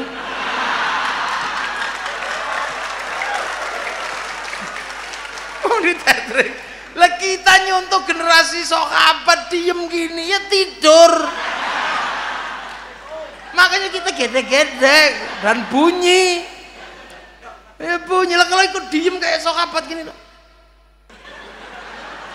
Nah yang tua-tua yang nggak bisa zikir sampai mati, yang nggak ngerti itu bunyi apa katanya. Nenek-nenek beli tasbih bah. Iya, baca apa? Boh. Nah ini loh wal jamaah biasa aja, nggak usah ribet. Loh itu jangankan gedek-gedek. Puasa apa nggak sama? Ya sama aja. Puasa dimanapun khaitil abyadi khaitil aswa. Jadi ya itu semburat putih dan semburat celeret lah, apa toh bahasa Indonesianya celeret itu apa ya? Ya karena bahasa Indonesia ini bahasa muda, kalah sama bahasa Quran. Jangankan bahasa Indonesia, jangan sama bahasa Arab, sama bahasa Jawa aja KU bahasa Indonesia itu. Kunduran truk ngono tidak bisa sudah. Apa? Telusupen tidak bisa sudah. Ono santri Melayu pecirit-cirit, oh, udah bisa sudah. Itu bahasa mati bahasa kita. Lo jangankan dengan bahasa Indonesia, bahasa Indonesia mati sudah. Itu kan. Loh, apalagi dengan bahasa Arab. Mau bahasa Indonesia ketemu bahasa Arab ya musyrik kalau enggak hati-hati. Loh, bahasa Indonesia itu bisa musyrik loh kalau ketemu bahasa Arab. Loh, asyhadu an la ilaha illallah wa asyhadu anna Muhammadar Rasulullah. Saya bersaksi tidak ada Tuhan selain Allah. Itu kalau letter musyrik sampean. Kalau enggak hati-hati. Kenapa kamu ke kantor polisi, Mat? Jadi saksi, Pak. Saksi siapa? Sidul nyuri. Kenapa kamu jadi saksi? Aku lihat kemarin Sidul nyuri dengan mata kepalamu. Iya, Pak, saya lihat dengan mata kepala. Bahwa saksi adalah orang yang melihat dengan mata kepala. Lah, kalau saya bersaksi tidak ada Tuhan selain Allah, kamu pernah lihat? Itu bahasa Indonesia. Makanya kalau pakai bahasa Jawa enak. Asyhadu anak seni sapa ingsun. Taqaddum bil qalb anak seni. Allah ilaha ing yen ta ora ana pangeran kang wajib disembah kelawan hak iku maujud illallah angin Gusti Allah. Nah, bahasa Indonesia, bahasa Quran. Bismillahirrahmanirrahim, dengan menyebut asma Allah yang Maha Pengasih lagi Maha Penyayang. Itu suruh guru bahasa Indonesia ketemu. Rapat membedakan pengasih dan penyayang. Kiamat kurang rong dino ora iso. Tapi nek bahasa Jawa kan enak. Bismillah dengan Bismillah kelawan nyebut asmane Allah Ar-Rahman zat kang welas asih ing dalam dunya lan akhirat, Ar-Rahim kang welas asih ing dalam akhirat blo rampung. Udah beres kok, udah susah. Nah, makanya celeret itu apa ya? Khaitil abyadi pakai celeret putih, khaitil aswadi celeret. Loh, ngono ada yang mengatakan, "Enggak boleh itu, imsak itu apa?" Yang harus imsak orang sini karena celeretnya kehalang jambu, kehalang pohon macam di Arab enggak kelihatan, di sini enggak kelihatan. Makanya harus ada imsak. Makanya dulu ulama-ulama sini minta yang bikin imsak itu adalah Syekh Husairi, dibikinkan suaranya Syekh Husairi. Jadi imam besar Masjidil Haram dari Mesir. Nah, kok sekarang ada yang mengatakan imsak itu tidak ada. Imsak itu maknanya menahan, puasa juga menahan. Maka artinya sama, jadi nggak perlu ada imsak. Loh iya. Dalam puasa ada imsak, tapi tidak semua imsak itu puasa. Nahan juga imsak. Bang itu bahasa. Pengen gak jadi imsak, aku imsak. Lah iya. Makanya jangan kemudian pakai rumus lazim malzum. Gula itu manis, maka yang manis adalah gula. Belum tentu. Gula memang manis, tapi tidak semua yang manis itu gula. Apa ada yang manis tapi bukan gula? Ada, walaupun juga nggak manis. Istri saya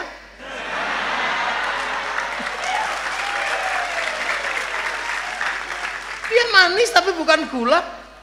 Oh, tak demongan ya orang manis gitu. Loh, jadi tidak semua ada mana legi. Kayu manis itu ya. Loh, inilah.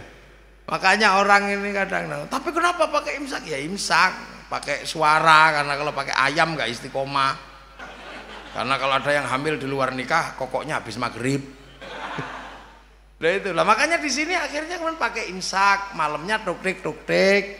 Begitu pagi kamu jangan melek ya kalau puasa. Kenapa? Tidur aja. Lah kenapa orang sini kalau puasa nggak khusyuk?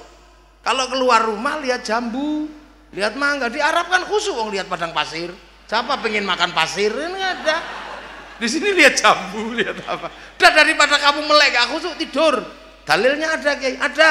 Naumuso imin ibadatun. Tidurnya orang puasa itu ibadah. Akhirnya semangat tidur terus. Yainya capek nunggu santri gak bangun-bangun, ke pasar beli mercon. Makanya di sini kalau bulan puasa dar. Kenapa? Ada mercon. Makanya kalau ada mercon jangan ditangkap. Karena bagi orang Indonesia mercon itu perangkat ahli sunnah wal jamaah. Indah. Maka Islam di Indonesia wal jamaah Indonesia itu riang gembira. Makanya kalau ada NU dimanapun Islam itu riang gembira. Biasa aja. Haji, semua ke Mekah, nggak ada orang haji kok keluar Mekah, semua ke Mekah. Tapi karena kita ngantrinya lama, maka nempelkan dulu gambar Masjidil Haram, aku besok ke situ gitu. Nah kalau sudah ke situ terus akhirnya daftar. Kalau sudah daftar dapat porsi latihan dulu di alun-alun Banjar, lampaikan lama kajan, tapi Ka'bahnya triplek. Habis itu diantar orang sekampung pakai bis. Nah, yang diantar masuk asrama, yang nganter belok kebun binatang biasa aja. Ini kan itu orang sini, lepas jamaahnya gitu kita mau ngomong apa? Itu ulama jago kalau gitu. Nah kita ini wal jamaahnya ulama nggak pernah ketemu Rasulullah, disuruh jatuh cinta, gimana caranya? Jatuh cinta ke Rasulullah nggak pernah ketemu, itu kan nggak pernah ketemu. Di film kan juga nggak boleh, digambar, oh dibunuh sampean gambar Rasulullah. Kita ini disuruh cinta, jarak yang jauh dengan Rasulullah inilah. Kita ini wal jamaahnya ulama. Lah itulah ulama sadar kita ini nggak ketemu Rasul jauh. Tapi bagi beberapa orang nggak sadar itu, merasa bahwa apa? Kita ini langsung muridnya Rasulullah. Kenapa? Karena ini milenial. Ini milenial, Bong. Kan gitu kata kiai-kiai yang ini milenial, Bong. Kita nggak butuh agama ya karepmu. Ini milenial. Milenial itu serba cepat. Dulu orang belajar Sahih Bukhari Muslim untuk nyalin buku, nyalin ke buku kosong, harga bukunya itu seharga 6 ekor sapi. Sekarang 6 ekor sapi beli perpustakaan. Orang milenial kan serba cepet. Itu dulu saya pengen lihat gajah Afrika itu nunggu flora dan fauna lama. Kadang waktunya siaran diganggu siarannya Harmoko Lompen Capir, kadang ganti siarannya Pak Murdiono, lama nunggunya. Sekarang kan orang serba cepat, tinggal di handphone aja ketik tik tik tik, kinjeng Afrika keluar. Loh ya toh, pengen itu bokong Afrika keluar semua, mudah di sini semua. Ini milenial, tengu kawin ada di situ. Itu milenial, cepatnya luar biasa. Ini aja nih, lu saya ini produk pra milenial. Yai Marsudi ini produk pra milenial. Orang pra milenial jatuh cinta aja sakit. Jatuh cinta itu menyakitkan. Saya rindu sama istri saya itu sakit dulu, menyakitkan. Apalagi ketika dia jauh sama saya. Saya tulis surat, kertasnya warnanya pink, baunya harum. Ini tanya itu masih ada gitu. Iya, warnanya pink saya tulis. Dek, aku rindu engkau. Dan kita pede banget. Aku yakin engkau juga merindukanku.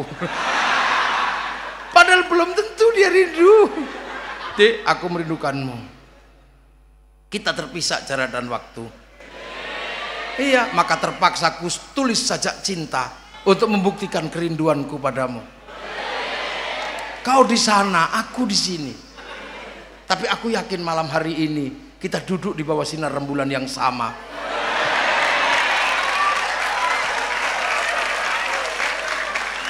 Lu dikirim. Orang pramilenial itu dikirim terus nunggu Pak Pos lama nggak datang, sakit itu. Sampai lihat lantai itu seperti lihat wajahnya. Oke, kangen loh, ini orang dulu ya.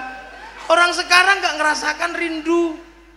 Kalau lebih baik kamu nggak ngerasakan rindu, rindu itu berat. Lu disoting. Nah itu wajahnya. Jadi sekarang orang kalau rindu tersipu dia, nah itu pipinya merah kalau tersipu. Tukang syutingnya nakal di syuting. NO, dah ya. Sekarang orang kalau rindu gampang, tinggal foto gitu aja, terus kirim cepret, bawahnya tulis mah.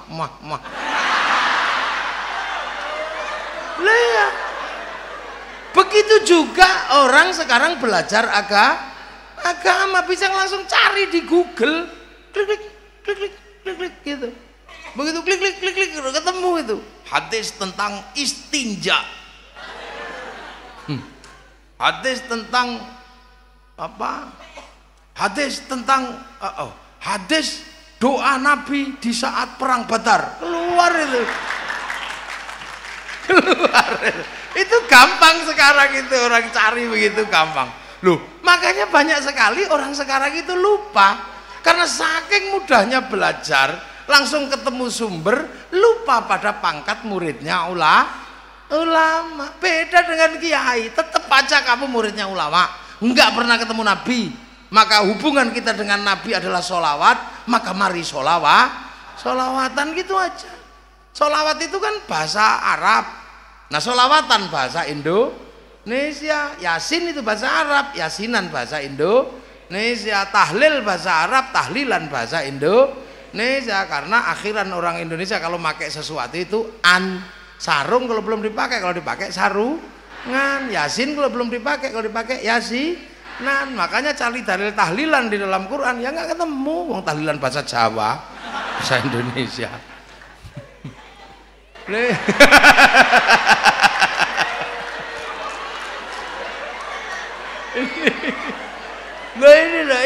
nggak ketemu. Sampean cari di mana? Nggak ketemu. Ya tahlilan, yasinan. Makanya kalau ada orang saya mau tahlil, tapi kalau tahlilan nggak mau. Saya sholawat mau, kalau sholawatan nggak mau. Ini sama dengan orang punya katok nggak mau katokan. Ini bahasa, ya. Ini bahasa. Makanya tahlil, sholawat kalau dipakai sholawat. Orang baca sholawat beda dengan sholawat. Dan orang sholawat belum tentu menghasilkan mahabbah. Tapi kalau sholawatan menghasilkan mahabbah, maka biar tumbuh mahabbah jarak yang jauh. Ulama bikin cara yang mudah, yang kampung-kampung diajari. Kanjeng Nabi Muhammad lahir ning Mekah dinane Senin 12 Mulud. Nah iku desa. Lah itu ya kita itu tahun gajah. Lah kalau santri ya dengan gaya santri. Marhaban ya nural, marhaban, marhaban, jandal Husaini Allah marhaban, marhaban. Ya ini santri ya begitu itu, pinter memang. Assalamun mustamirun kullahi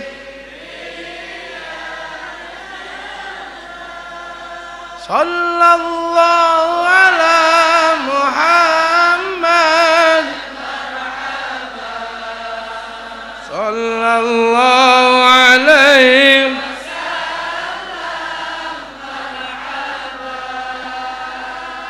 sallallahu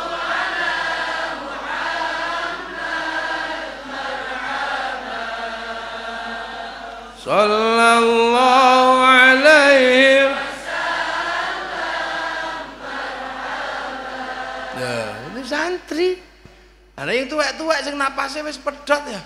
Halo ya Nabi, assalam alaika. Tua. Lah itu Isyari. Tanakal Isyari.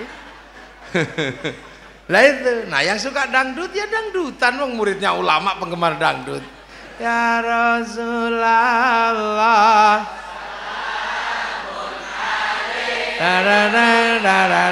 ya Rafi'asya, Adfatayyaji.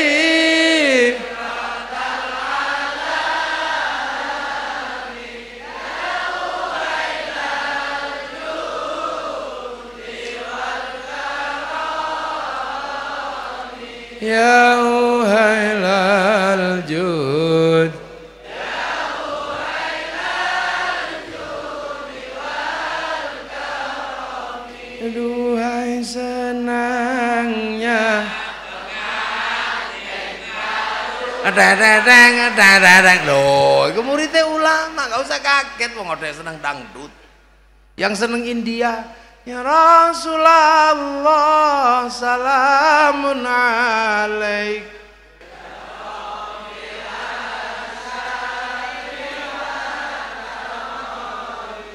Tumhi ho mat Rui tumhi ho India.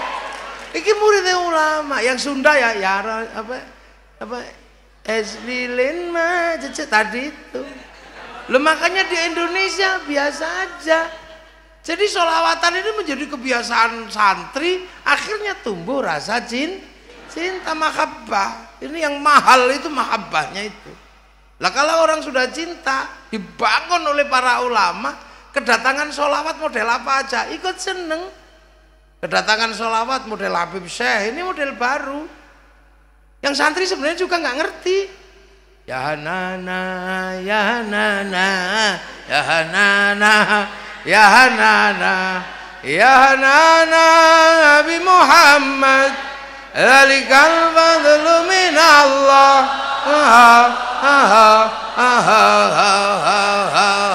Gok, ya Hanana.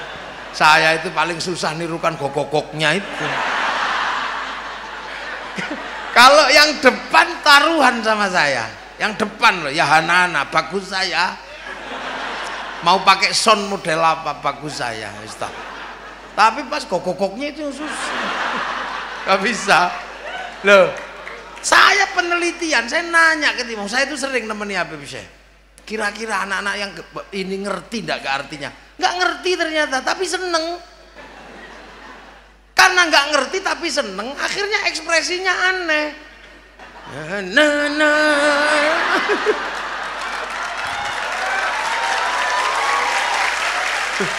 Loh itu, coba kalau ngerti ya Hanana, pasti ya Hanana. Ya, tapi karena nggak ngerti ya. Wah ini ya gendera sleng ya naik. Bendera Iwan Fals naik.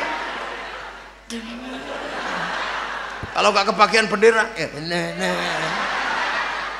jempol tak, itu nandakan ini loh. Itu terjadi karena bangunan mahabbahnya disiapkan para ulama lewat Rodotul Atfal, lewat pesantren. Coba kalau gak ada ulama yang nyiapkan, nggak ada yang begini-begini. Makanya cerita tentang mahabbah ini nggak semuanya bisa loh. Makanya karena sudah mahabbah, nggak ada yang aneh ketika sholawatan berlandaskan mahabbah. Makanya ada iya nana ya. Yang ngerti sholawat tapi nggak ngerti sholawatan, punya sholawat nggak tahu mahabbah, akhirnya konslet. Dikit-dikit musyrik, hulu, berlebihan. Loh, orang cinta kan yang nggak ngerti. Cinta dari dulu berlebihan. Loh, ya Nana itu. Saya ketemu dia dulu. Lah iya, jauh itu lewat sudah yes gitu saya. Loh, jadi kalau cinta itu iya biasa, cuma cinta itu penuh ekspresi yes. Makanya iya Nana biasa. Cinta kok itu hulu berlebihan, musyrik. Dari dulu cinta itu berlebihan. Dek, wajahmu seperti purnama. Lah itu kan kalau dalam bahasa sholawat, anta syamsun anta badrun. Ya Rabbi bil Mustafa balik maqasidana. Itu musyrik. Masa Rasulullah menyampaikan semua hajat? Enggak gitu. Kalimat mahabbah itu kalau diukur semuanya musyrik. Dek, sehari aku tidak bertemu denganmu, mati aku. Iku ya musyrik, masa rapet lo sedino mati. Kalimat cinta itu nggak bisa diukur dengan bahasa fikih, nggak bisa.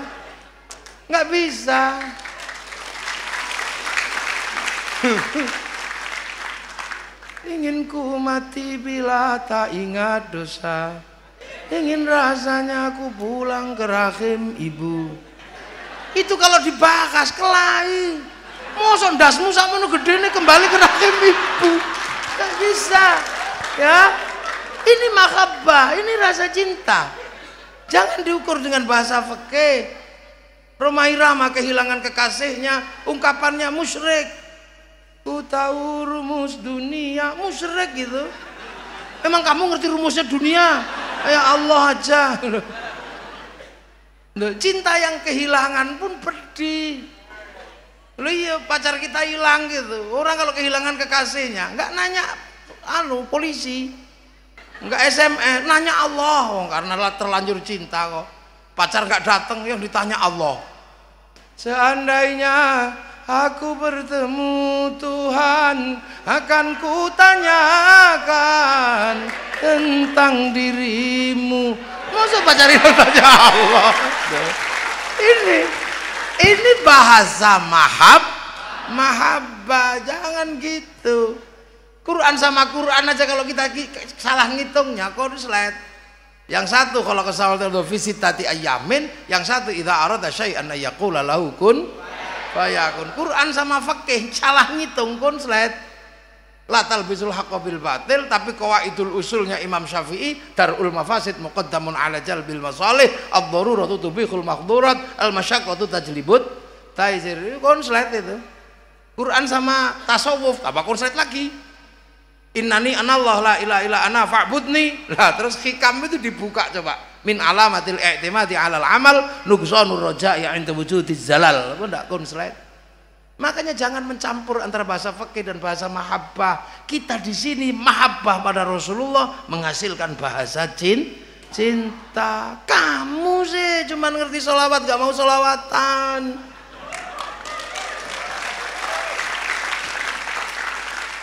Nah itu makanya yang menggambarkan bahasa cinta paling bagus itu Ibnu Katsir dalam kitab Qissatul Anbiya menjelaskan burung emprit jatuh cinta. Burung emprit, tahu burung emprit? Burung pipit yang suka makan padi itu. Kan kecil segini. Merayu kekasihnya di samping singgasana Nabi Sulaiman. Nabi Sulaiman ada dan dia lupa kalau Nabi Sulaiman ngerti bahasa burung. Dek emprit. Apa Mas emprit? I love you. Pret. Lampret betinanya pret, yang laki-laki naik hitam. Tempret. Aku cinta padamu. Kenapa kau sepelekan cintaku? Apa kamu gak percaya aku mencintaimu? Kalau aku harus membuktikan cintaku padamu dengan meruntuhkan kerajaan Sulaiman, akan aku runtuhkan kerajaan ini.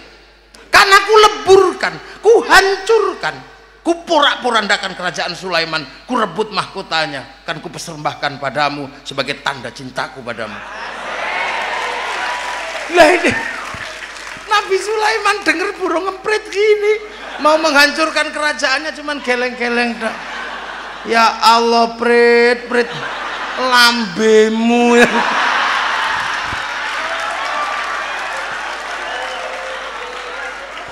Akhirnya emprit juga gak kalah tenang jawabannya. Ya Sulaiman, jangan begitu.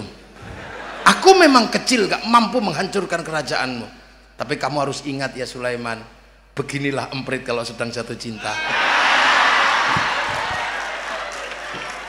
Duh, ini muridnya ulama, makanya Islam kalau dipegang Nahdlatul Ulama tambah rame. Karena menjadi user paling bawah, membawa misi manusia agar kembali kepada Allah. Makanya muridnya ulama itu enggak usah ribet lah. Ya begini ini.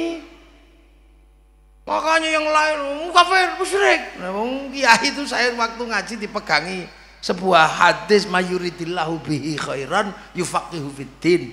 Siapa yang dikehendaki menjadi baik dikasih ngerti dalam urusan agama. Jadi yang dikehendaki baik itu dikasih ngerti dalam urusan agama. Nah, khairan di situ itu nakiro.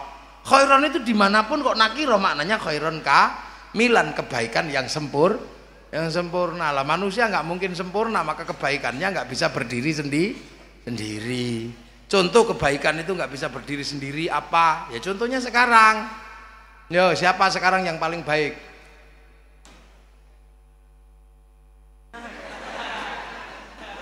Loh, kalau ditanya malam hari ini yang paling baik siapa? Ini orangnya, nggak usah pakai nyari-nyari siapa paling baik. Saya.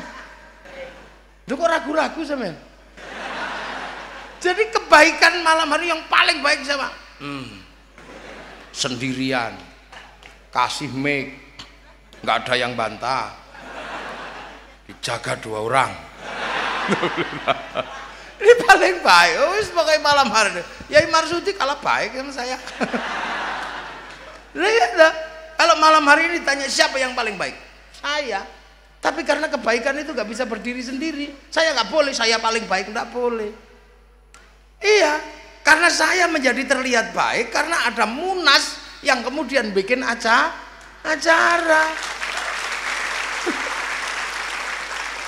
Loh, kalau nggak ada beliau sebagai panitianya, ya saya nggak ada di sini dong. Artinya saya nggak terlihat baik. Lah kalau sudah gitu ribut kita berdua ya. Ya baik saya kata panitia.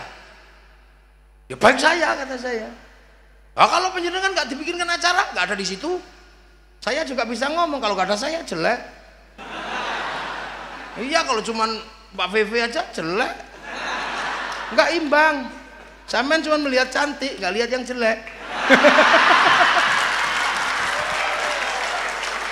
Loh, itu baik itu begitu, nggak bisa. Ini kalau baru 2, ini baru 2 baik, ini udah ribut. Saya sama panitia bisa kelahi itu. Terus saya paling baik, panitia baik saya. Nggak ada selesai, itu baru 2. Kalau 3 lebih masalah lagi. Kalau tiba-tiba yang di depan ini voting, yai baiknya pengajian ini karena kami hadir. Kalau kami tidak datang, ini namanya bukan pengajian, Jackson. Loh, itu loh. Makna khairon itu di situ, khairon yang nakiroh itu di situ. Nah, kalau di situ ada yang protes, yang protes siapa? Panitia juga. Kalau nggak ada yang nata kursi juga jelek katanya. Padahal kita nggak tahu yang nata kursi tadi sholat duhur apa enggak, kan kita nggak ngerti. Karena nggak mungkin kiai yang nata, ceng mau udah habisnya. Yang ibu-ibu ya karena saya masak kiai. Kalau nggak ada yang masak, lapar semua pergi ke warung, sepi itu pengajiannya. Orang sini bisa ngomong, makanya nggak bisa berdiri sendiri. Masakan jadi enak karena ada garam. Orang sini nggak punya garam, yang punya garam orang Jepara sana, diantar ke sini pakai truk. Sampean ngerti supir truknya nggak mampir warung remeng-remeng? Nggak ngerti. Loh, makanya ya kebaikan itu nggak, makanya nggak boleh merasa paling baik. Kita haji itu loh, sebaik itu nggak bisa sempurna tanpa bantuan orang Yahudi. Lah kalau nggak ada Yahudi, sampean mau pergi kancing langi, yang bisa bikin pesawat Yahudi. Pak Habibie suruh bikin pesawat nggak jadi. Wong namanya tetuko, sing teko ratuku tuku, sing tuku ra teko. Lah, perempuan kita jadi cantik gini lah. Ini berkatnya orang Jawa, orang Kristen yang di Prancis yang pinter bikin parfum. Kalau bedak Citangkolo yang mau siapa? Wong beras ditumbuk blonteng kabeh. Loh, ini makanya orang nggak bisa berdiri sendiri. Makanya jangan sok-sokan. Ini pengajian menjadi baik, ini apa? Ya karena ada yang bikin mic. Ini Jepang yang bikin mic. Orang jadi nggak haus karena ada yang bikin air kemasan. Jadi tidak ada yang bisa berdiri sendiri. Maka halalan thayyiban mutlak itu susah sekarang di sini nih. Anti Pancasila pakai uang. Uangnya ada stempelnya Pancasila. Loh ya kan? Bank haram. Kalau bank haram baca Quran haram karena percetakan Al-Quran pinjem ke bank. Ini piye coba? Lah sebelum dibeli oleh Depak kan pinjem dulu ke bank, noroki dulu. Mana ada ya? Enggak ada. Banser terlihat gagah yang bikin baju Sritek Cino baru dijahit sini. Tapi masih ada jaminan. Di dunia ini masih ada barang yang sangat halal, thayyiban. Masih ada. Apa? Air hujan. Tapi kalau mau halal tentang air hujan, nang mangapo ngono ya. Aja nganggo ciduk, sing nganggo ciduk Cina soalnya. Berarti paling halal ngono. Itu halal.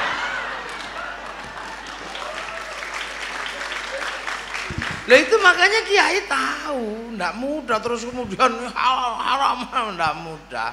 Rokok haram. Ya rokok haram enak kalau kita ngomong rokok haram. Tapi rokok itu punya efek sosial yang panjang, 174 triliun masuk APBN. Kalau rokoknya haram, APBN-nya haram. Untuk bangun jalan-jalannya haram. Maka orang yang mengharamkan rokok dosa lewat jalannya pemerintah. Loh makanya ulama enak, makanya ikutlah ulama. Kenapa kamu nggak ngerokok? Kalau ngerokok pusing kiai. Oh makruh. Kenapa kamu ngerokok? Kalau nggak ngerokok malah pusing. Wajib. Enak melok kiai itu enaknya luar biasa. Karena tahu hukum-hukum dasar begitu. Nah itulah yang kemudian orang kalau nggak tahu itu. Nah itu makanya muridnya ulama itu indah. Kita ini ngaji terus, indah. Tapi ngaji kemana-mana naik mobil, sih nggak Jepang. Coba, lo ya. Cuman mobil Jepang, pakai katok, kolornya Cina yang bikin. Sepatu saya ini mereknya apa coba kita lihat. Ora ono. Lah itu. Ya gak ada sebenarnya, itu loh kehidupan kita. Makanya jangan sok-sokan. Makanya ulama itu kalau bikin hukum hati-hati banget. Hati-hati banget. Kenapa? Karena hidup bersama dengan titik terbawah yang berhadapan langsung dengan orang yang pengen belajar agama. Ngisor dhewe kok piye to sampean niku. Mungkin ini bawa sendiri. Itu makanya kita ini diajari para ulama yang paling bawah di Indonesia ini enggak satu macem tapi memaksakan diri untuk tetap bersama dalam satu negara. Arab enak satu bangsa dipikul puluhan negara, Eropa enak satu bangsa dipikul puluhan negara, tapi kita ini puluhan bangsa dipikul satu negara kesatuan Republik Indonesia. Lebih berat. Makanya jadi orang Indonesia itu nggak mudah. Makanya yang paling pas ya jadi NO yang bisa mengerti. Iya, mengerti yang mabuk, mengerti yang nggak mabuk. Makanya orang NO itu penumpangnya banyak. Ya di sini ada yang senengannya sholat duhur tok, ada yang setahun ada. Ulama itu biasa muridnya, ada yang habis ngaji bandar dadu, ada. Loh, makanya NU itu penumpangnya macam-macam karena semuanya Allah yang akan membawa mereka ke jalan kebenaran. Makanya NU itu nyopirnya harus hati-hati karena penumpangnya macam pelan harus blundung. Kalau kebanteran nabraki apa-apa. Tapi ya jalannya nggak terlalu cepat. Nah kalau yang sebelah ini kan jalannya cepat jalannya. Wong kalau nggak jenggotan nggak boleh naik. Yang naik yang jenggoten tok, yang cingkrang tok, tahlilan suruh turun. Makanya larinya banter, weng. NO, ini tapi nabrakan. Dikono sing nabrak sapi. Nah itu. Lah itu makanya ulama kita memberi pelajaran. Satu contoh ini yang tadi itu pelajaran yang paling berharga adalah Munas ini berani memutuskan penghapusan kata kafir dari Indonesia. Saya dengar langsung sujud syukur kok. Lah kenapa? Ini Indonesia ini para ulama jago dulu kan itu berkasta-kasta, raja hamba. Ini diisi aja sama ulama. Bagaimana hidup bersama, masukkan kalimat musyarakah yang akhirnya menjadi bahasa masyarakat. Kalau sudah menjadi musyarakah harus saling bertanggung jawab dan saling mengerti. Yang punya konsep sebesar itu Rasulullah, kullukum ra'in wa kullukum mas'ulun an ra'iyati. Maka kemudian hilangnya raja hamba diisi dengan kalimat ra'iyah yang diserap ke bahasa Indonesia menjadi rakyat. Nah kalau sudah rakyat ya artinya sudah bukan kafir, karena kafir ini yang menolak, menentang. Tapi kalau sudah hidup bersama namanya dhimmi. Nah, kalau sudah saling bertanggung jawab, ra'iyah.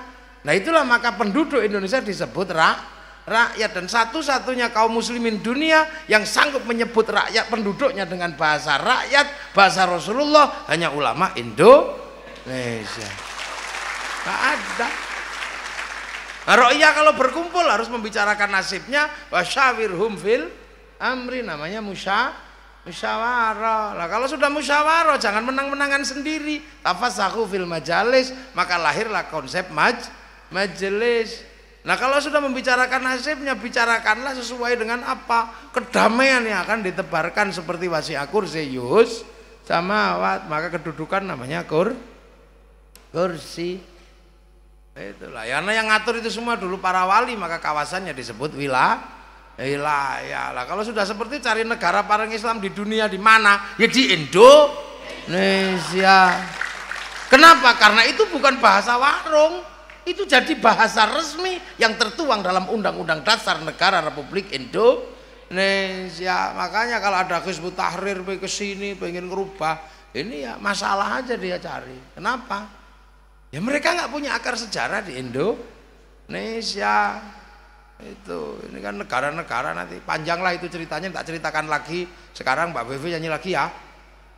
Iyalah, masa saya terus. Iya, Ustaz Zulfikar, tak terusin aja nanti belakang lagi kalau masih mau denger. Kalau enggak ya enggak apa-apa, terima kasih.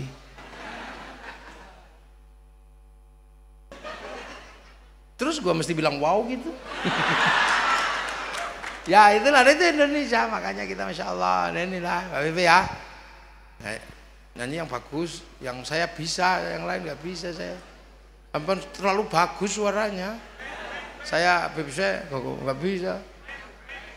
Oh, kalau saya musik rock. Ya, nanti.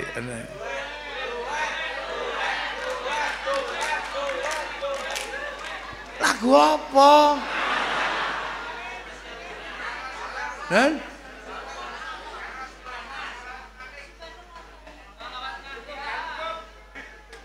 saya ini lagunya ini beda lagunya. Lagu saya ini yang saya paling inget itu Gala-Gala.